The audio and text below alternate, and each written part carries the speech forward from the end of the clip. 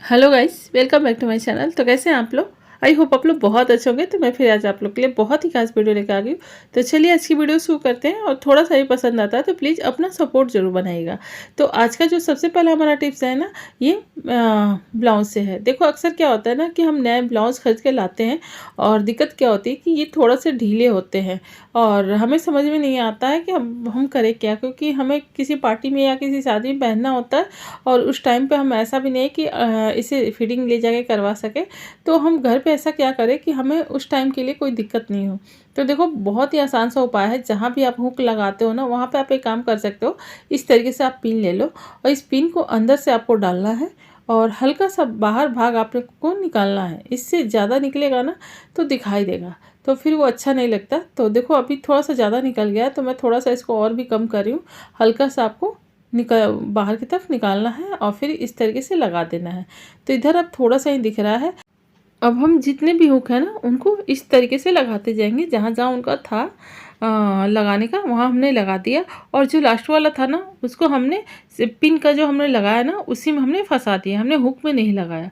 तो इस तरीके से क्या हुआ, ये आधा 1 इंच आपका टाइट हो जाता है। आप इससे भी ज़्यादा कर सकते हो, जितनी दूरी पे हो रहा हो ढीला, उतना उसको इधर से दूरी पे आपको लगा देना है। तो इस तरीके से करोगे तो ये ब्लाउज़ पहनने लायक हो जाएगा। और अगला जो टिप्स है ना, वो मैगजीन से है। देखो अक्सर हमारी आदत होती है ना रात को मैगजीन पढ़ने की, और हम मैगजीन पढ़ते ही ये इधर उधर हम रख देते हैं, और फिर टाइम पे मिलता नहीं है, या फिर फैला रहता है। तो आप कैसे करो कि आपकी परेशानी दूर हो जाए। तो देखो मैंने यहाँ पे लिया है ये कपड़े वाला हैंगर, और इसी में हमने बुक को, जो भी आप मैगजीन पढ़ते हो, उसको इस तरीके से लगा दो। तो इस तरीके से लगाने से क्या होगा ना कि ये आराम से इस पर रहेगा, और ये इधर उधर फैलेगा नहीं। आप इसे चाहो तो अपने रूम में दरवाजे के पीछे टांग दो, ड्रेसिंग के पीछे टांग दो, या कहीं पे भी आप इसको टांग दो अपने बेड के आसपास, जिससे ये आपको टाइम पे मिल सके, और ये इधर उधर नहीं होगा। तो इसे आसानी से आप रख सकते हो, जिससे आपको दिक्कत भी नहीं होगी, टाइम पे मिल जाएगा, ये फैलेगा भी नहीं। और अगला जो टिप्स है ना, उसके लिए हमने लिया है ये बोतल, और हमने इसी बोतल से हम बहुत ही काम की चीज़ बनाने वाले हैं। तो हमने क्या किया है, यहाँ से इस बोतल को कट कर देना है। तो अब बड़ी छोटी कोई भी ले सकते हो, और हमने यहाँ पे लिया है कटर, इसी की सहायता से काट देंगे। अगर कटर से ना कटे तो आप चाकू गरम करके कट कर लेना। तो इसको चलिए हम कट करते हैं, फिर मैं इसका यूज आपको दिखा रही हूँ। तो मैं यहाँ पे इसको कट करके निकाल ली हूँ। मैंने एक ये लिया और एक दूसरा मैंने लिया। इन दोनों से अब मैं कुछ चीज़ बना रही हूँ। और इससे मैं क्या करूँगी कि जो अक्सर हमारे घरों में ना और एक ऐसा था डिब्बा, इसको भी मैंने ले लिया, इसको भी मैंने बीच से कट कर लिया। ये तीनों हमारे बहुत ही काम आएंगे।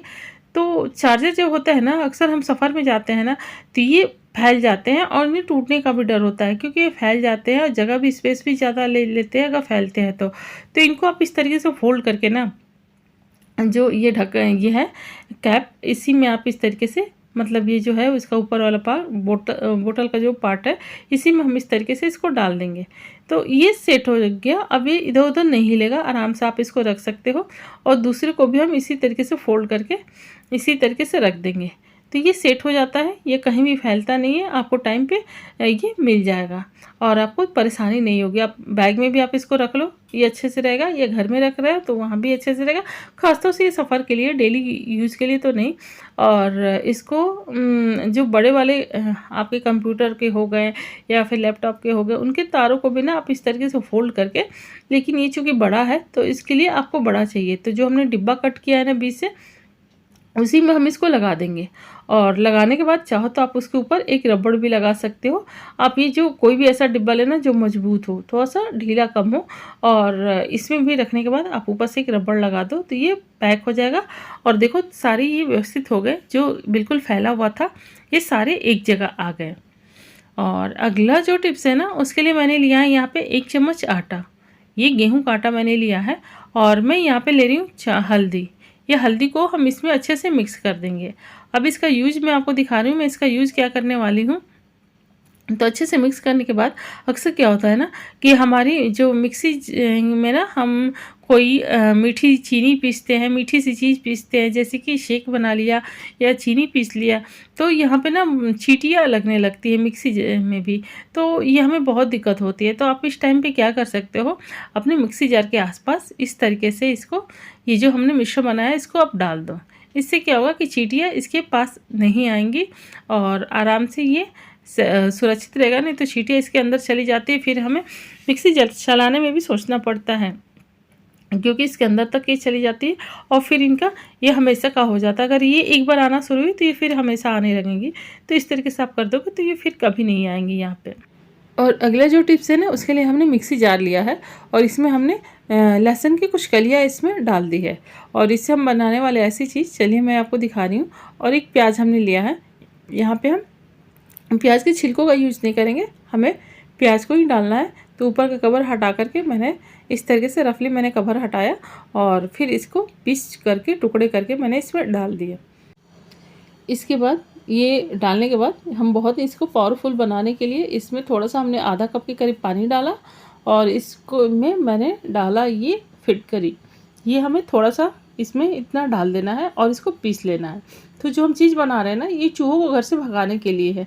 अक्सर क्या होता है कि हम चूहे घर से भागते नहीं है, कितनी भी हम दवाई डालना नहीं चाहते, तो हम एक ऐसा स्प्रे बनाएंगे जिसकी स्मेल चूहों को नहीं पसंद होती है और चूहे इससे भागते हैं।